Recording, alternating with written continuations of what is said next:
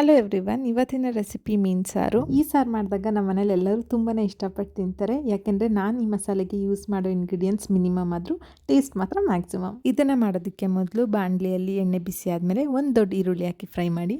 ಈರುಳ್ಳಿ golden colour ಆದಮೇಲೆ ಇದಕ್ಕೆ ಒಂದು ಮೀಡಿಯಮ್ ಸೈಜ್ ಟೊಮೆಟೊ ಹಾಕಿ, ಜೊತೆಗೆ ಚಿಟಕಿ ಅರಿಶಿನ ಪುಡಿ ಹಾಕಿ ಚೆನ್ನಾಗಿ ಫ್ರೈ ಮಾಡಿ. ಟೊಮೆಟೊ ಫ್ರೈ ಆಗ್ತಾ ಇರಲಿ, ನಾವು ಈ ಕಡೆ ಸೈಡ್ ಮಸಾಲೆಗೆ ರೆಡಿ ಮಾಡ್ಕೊಳ್ಳೋಣ.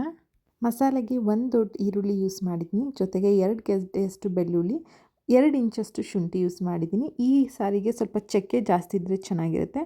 ಸೊ 3 ಇಂಚಷ್ಟು ಚಕ್ಕೆ, 3 ಲವಂಗ ಮತ್ತು 1 ಏಲಕ್ಕಿ ಕಾಯಿನ ಯೂಸ್ ಮಾಡಿದ್ದೀನಿ. ಖಾರಕ್ಕೆ ನಾನು 3 ಸ್ಪೂನ್ ಅಚ್ಕಾರದ ಪುಡಿ ಯೂಸ್ ಮಾಡ್ತಾಯಿದ್ದೀನಿ. ಕೆಲವ್ರು ಮೆಣಸಿನ ಕಾಳೆಲ್ಲ ಯೂಸ್ ಮಾಡ್ತಾರೆ, ಬಟ್ ಈ ರೀತಿ ಮಾಡಿ ನೋಡಿ ತುಂಬ ಚೆನ್ನಾಗಿರುತ್ತೆ. ಜೊತೆಗೆ 2.5 ಸ್ಪೂನ್ ಧನಿಯಾ ಪುಡಿ, ಜೊತೆಗೆ ಚಿಕ್ಕ ತೆಂಗಿನಕಾಯಲ್ಲಿ ಅರ್ಧದಷ್ಟು ಕಾಯಿ ತುರಿ ಮಾಡಿ ಇಟ್ಕೊಂಡಿದ್ದೀನಿ, 2 ಹುಳಿ ಟೊಮ್ಯಾಟೊ ಮತ್ತು 1 ನಿಂಬೆಹಣ್ಣು ಗಾತ್ರದ ಹುಣಸೆ ಹಣ್ಣನ್ನು ಪೇಸ್ಟ್ ಮಾಡಿ ಇಟ್ಕೊಂಡಿದ್ದೀನಿ. ಈಗ ಈ ಹುಣಸೆ ಹಣ್ಣಿನ ರಸ ಒಂದನ್ನು ಬಿಟ್ಟು ಇಲ್ಲಿ ತನಕ ಇಳಿದೆಲ್ಲ ಮಸಾಲೆ ಪದಾರ್ಥನ ಮಿಕ್ಸಿ ಮಾಡಿಕೊಂಡು ಈ ಪೇಸ್ಟ್ನ ಒಗ್ಗರಣೆಗೆ ಹಾಕಿ ಚೆನ್ನಾಗಿ ಫ್ರೈ ಮಾಡ್ಕೋಬೇಕು. ಮಸಾಲೆ ಒಂದು ಕುದಿ ಬಂದಮೇಲೆ ಇದಕ್ಕೆ ಕಲ್ಲುಪ್ಪು ಹಾಕಬೇಕು. ಜೊತೆಗೆ ನಾವು ಮಾಡಿಟ್ಕೊಂಡಿರೋ ಹುಣಸೆ ಹಣ್ಣಿನ ರಸನ ಹಾಕಿ ಒಂದು ಕುದಿ ಬರೋ ತನಕ ಕುದಿಸ್ಕೋಬೇಕು.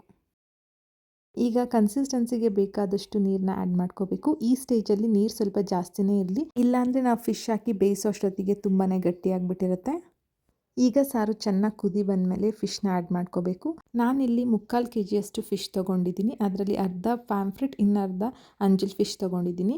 ನೀವು ಯಾವ ಫಿಶ್ ತೊಗೊಂಡ್ರೂ ರೆಸಿಪಿ ಮಾತ್ರ ಸೇಮ್ ಇರುತ್ತೆ. ಫಿಶ್ನ ಸಾರಿಗೆ ಹಾಕಾದ್ಮೇಲೆ ಅದನ್ನ ಸೌಟಲ್ಲಿ ಗೂರಾಡೋದಾಗಲಿ, ಲಿಡ್ ಕ್ಲೋಸ್ ಮಾಡಿ ಕುಕ್ ಮಾಡೋದಾಗಲಿ ಮಾಡೋಕ್ಕೆ ಹೋಗಬಾರ್ದು. ಯಾಕೆಂದರೆ ಫಿಶ್ಶಿನ ಮೀಟ್ ತುಂಬಾ ಸಾಫ್ಟಾಗಿರುತ್ತೆ, ಚಿಕನ್ ಅಥವಾ ಮಟನ್ ಥರ ತುಂಬ ಹಾರ್ಡಾಗಿರೋದಿಲ್ಲ. ಆದ್ದರಿಂದ ಅದನ್ನು ಹಂಗೆ ಬಿಟ್ಟು ಕುಕ್ ಮಾಡಬೇಕು, ಇಲ್ಲಾಂದರೆ ಫಿಶ್ ಮೀಟೆಲ್ಲ ಕಲಸೋಗ್ಬಿಡುತ್ತೆ ಸಾರಲ್ಲಿ. ಫಿಶ್ಶಿನ ಮೀಟ್ ಕೂಡ ತುಂಬ ಬೇಗನೆ ಬೆಂದೋಗ್ಬಿಡುತ್ತೆ. ಅಂಜಲ್, ಪ್ಯಾಂಫ್ರೆಟ್ ಇದರಲ್ಲೆಲ್ಲ ಮುಳ್ಳು ಇಲ್ದಲೇ ಇರೋದ್ರಿಂದ ಜಸ್ಟ್ 15 ನಿಮಿಷದಲ್ಲೆಲ್ಲ ಬೆಂದೋಗ್ಬಿಡುತ್ತೆ. ಅದೇ ಮುಳ್ಳಿರೋ ಫಿಶ್ ಆದರೆ ಇನ್ನೊಂದು 5 ನಿಮಿಷ ಎಕ್ಸ್ಟ್ರಾ ತೊಗೋಬೋದು ಅಷ್ಟೇ.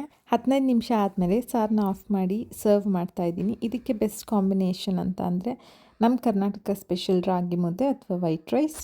ನಿಮಗೆ ನಾನು ಮಾಡಿದ ರೆಸಿಪಿ ಇಷ್ಟ ಆದರೆ ನಮ್ಮ ಚಾನಲ್ಗೆ ಸಬ್ಸ್ಕ್ರೈಬ್ ಆಗಿ. Thank you.